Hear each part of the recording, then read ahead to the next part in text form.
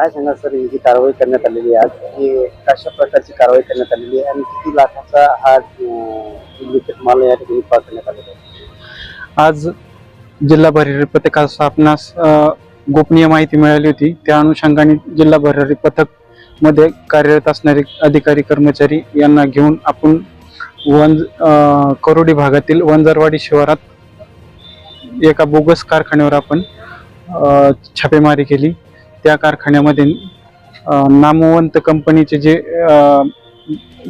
Grade येत होते ते वेगवेगळ्या ग्रेडमध्ये रिपॅकिंग करून विकत होते आणि जो अनुदानित युरिया शेतकऱ्यांसाठी उपलब्ध होता तो युरिया ते टेक्निकल ग्रेडच्या इंडस्ट्रियल यूजसाठी यूज करत होते, पॅकिंग करून यूज करत होते. आणि जे स्वस्त ग्रेडचे जे खतं आहे ते खतं कॉम्प्लेक्स ग्रेडमध्ये भरीत होते आणि तसंच ते जास्त पैशाला विकत होते. यात आपण सचिन निरफळ यास आणि इतर 3 जणे, एक नांदेडचे थोडस मला सचिन निरफळ यासहित आपण बालाजी फॉस्फेट लिमिटेड तसेच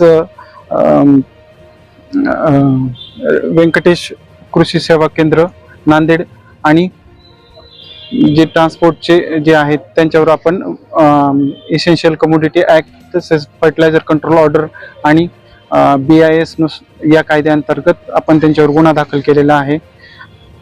शेतकऱ्यांना काही संशयित आढळल्यास किंवा काही बोगस खतं पाहण्यात आल्यास त्यांनी कृषी विभागाशी संपर्क करावा आणि शेतकऱ्यांनी सुद्धा बिगर बिलाचे किंवा अधिकृत विक्रेत्यांकडूनच खत खरेदी करावे असे आवाहन कृषी विभागामार्फत करण्यात येत आहे. किती लाखाचा माल होता? जवळपास हा 26,67,000चा माल होता. तो वेगवेगळ्या ग्रेडचा होता. त्याच्यामध्ये SSP, युरिया तसेच बोगस दाणेदार इतर खते होते. कशा प्रकारे बनवला जातो सर? हा जो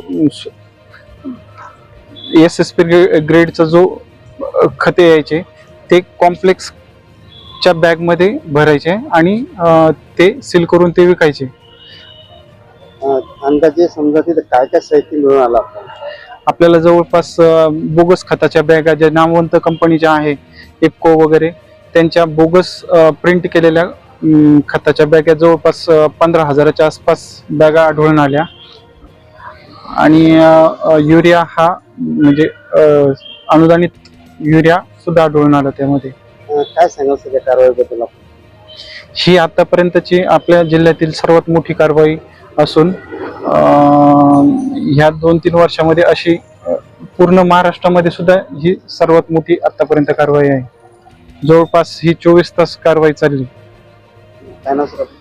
मी ताजने पंकज, मोहीम अधिकारी तथा अध्यक्ष जिल्हा भरारी पथक कृषी विभाग.